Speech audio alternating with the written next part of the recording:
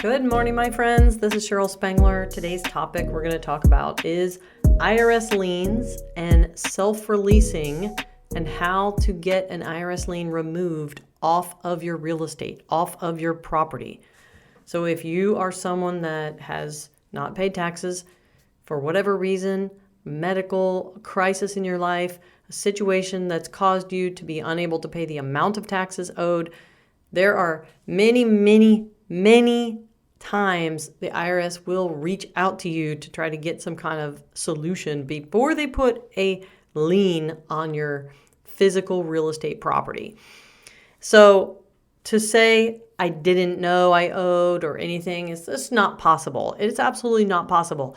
Don't get caught up in some phone call. Don't get caught up in some email. They don't email you. They don't call you. They mail you. And they know where to mail you because you filed taxes. If you haven't filed taxes, they simply mail to the last address you filed taxes. And I wanted to walk through what's been happening with a client for the last 13 months. So 13 months ago, I was introduced to a client to help her sell her distressed property that was full of mold, which I'm going to do a complete other video on, and have her come on the podcast. So many things to say about that property, but she had two IRS liens on her property, and one was $69,000 and one was $14,900. And something that I wanted to mention, if you're not aware and you have had a lien from the IRS put on your real estate, that it is only good for 10 years. Meaning, I'm looking at a document right now that is a notice of federal tax lien, which would be mailed to your address that you filed taxes with. And there's a column that says last day for refiling. So the last day for refiling is 10 years from the day that they file the tax lien on your property. And at that 10-year mark, your tax lien self-releases. There's nothing for you to do, no phone call to make, no email to send, no written documentation you have to do. It self-releases. And a lot of people don't know this. However, from the 10-year date of the moment they put the lien on your property, they have 30 days from that last day for refiling date to refile. They have 30 days after the 10 years ends to refile a new lien on the same property or whatever. And something that most people aren't aware of is if during the 10 years that you have this lien, and let's say it's coming up on like the month it's getting ready to expire, and you're thinking, wow, it's going to expire. It's been on here for 10 years. I can sell my property. Yes, you can. However, 3 things to be aware of. If during the 10 years you initiated a bankruptcy, or if during the 10 years you initiated an offer in compromise, from the date you initiated a bankruptcy to the date you either dismissed it or it got discharged, that time period, same thing with offer in compromise. From the date you start an offer in compromise with the IRS to the date it either gets forgiven or they deny you, finally deny you, even if you go through this 2 to 3 year period where you file an offer, you refile an offer, you get to an appeals court, you appeal to the final day that you either get approved or denied, either one of those, bankruptcy or offer in compromise, during that time period, those months, they get added on to your 10-year last day for refiling. So if they file a lien on your property and 5 years into it, you either do a bankruptcy or offer or any time in the 10 years, the time period you're in the bankruptcy or in the offer and compromise, those months get added to the end of the 10 years. It extends the opportunity for the IRS to refile an IRS lien on your property.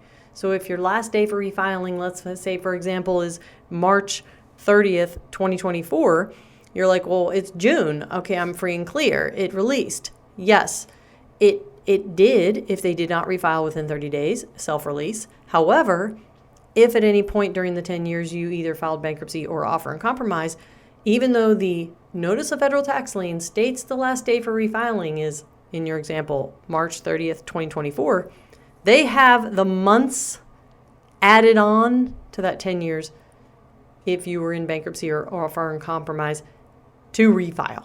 This does not mean it absolves you of the debt. there is a 10-year statute of limitations for your debt owed to IRS, okay? But this federal tax lien self-releasing will happen within 30 days of the date of the last day for refiling, unless you have filed a bankruptcy at any point, even if it was dismissed, or an offer in compromise, even if it was denied. They will tack on those months you were in that to the end. And all this means is that they have to keep up on all the records to know to refile, okay? It's not like you're going to call them and say, oh, you refile. They have to keep track. So if they don't keep track, it doesn't matter how many months are added. If they don't refile, then you can sell your property.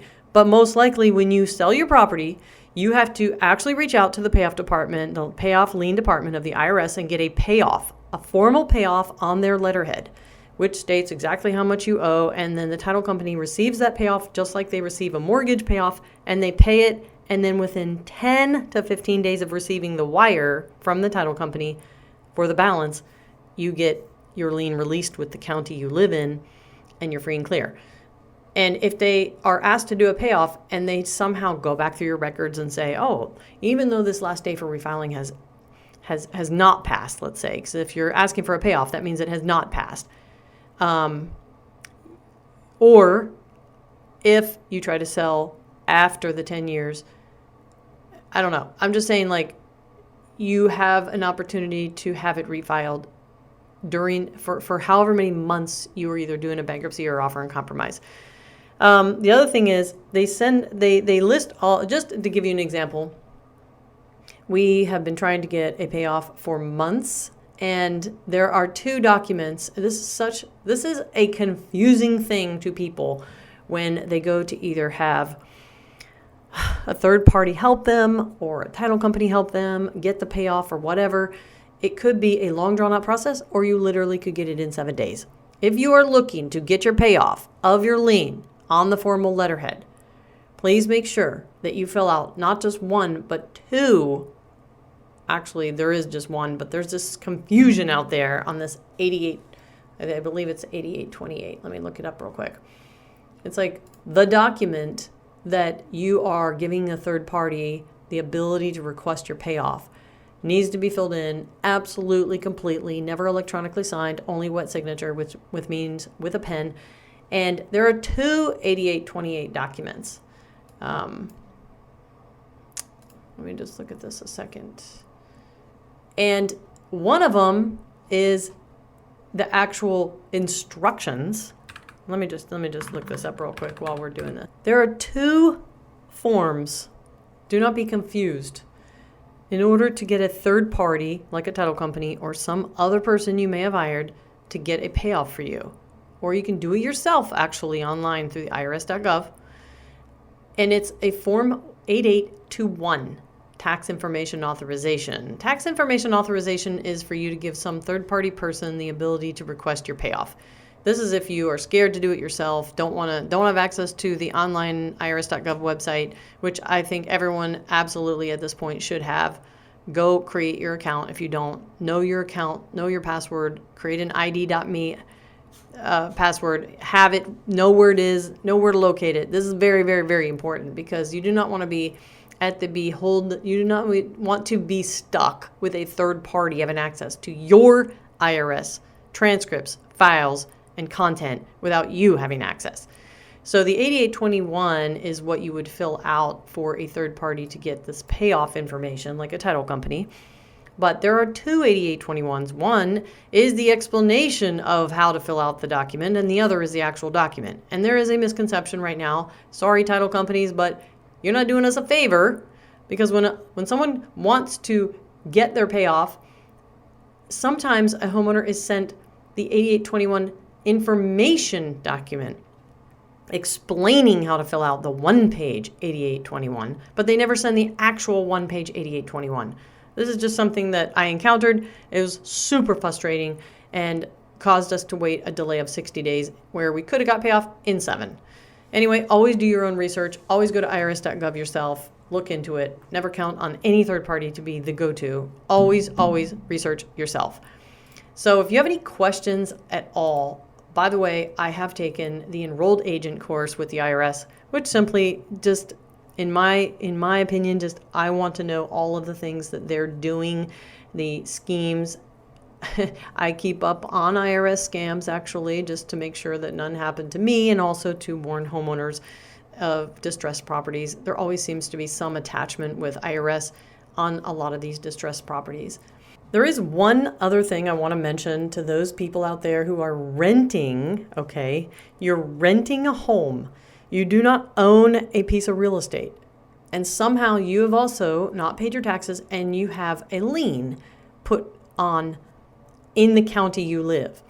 It is possible to get a lien placed in the county's records for the county you live in where you rent.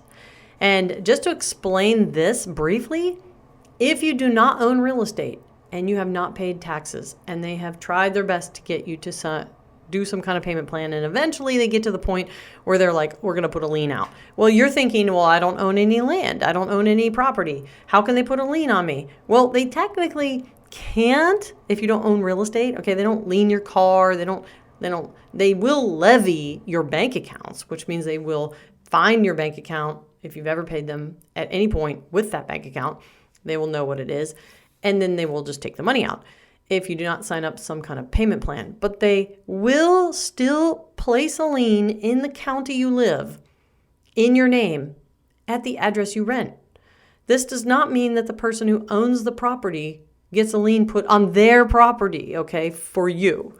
It just means that the last time you filed taxes, you had an address. That address may be a rental, and that's what they use as to where you live and what county you live in to file the tax lien in the county. And it is attached to that address where you live simply because that's where you filed taxes last, but it is not attached to that property owner because obviously it's not his tax bill. They don't own it. I mean, they don't owe it, and you don't own the house.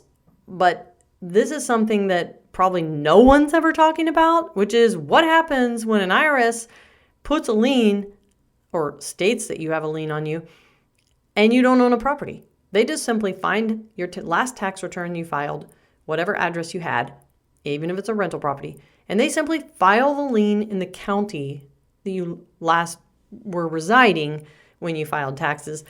But it does not mean that the property owner now is responsible for your tax lien. It's kind of weird, but it shows up, but it's really not on anything. And the next step for the IRS then would be to levy your bank account. So pay them something, pay regularly, whether you're paying $100 or $50, pay regularly, and you will not get a levy on your bank account. Better yet, set up a payment plan. And if you owe less than $50,000, you can set up the payment plan online yourself. If you owe more than $50,000, you have to call in to set up a payment plan. And when you do set up the payment plan, sorry to get all about this, but they stretch it out to the 10-year. They figure from at what point did you last pay, or that you owe, whatever year you owe, however many years ago, 2 years, 3 years, 4 years. They can only do the payment plan for 10 years from that date.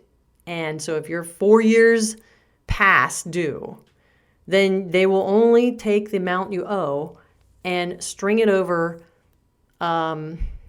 6 years remaining from the 10. And then that will become your payment. So anyway, that's a whole nother podcast, but I just wanted to throw this out there. If you're renting, like, what happens? So comment below if you've ever encountered anything related to this, or if you have anything to add to this podcast.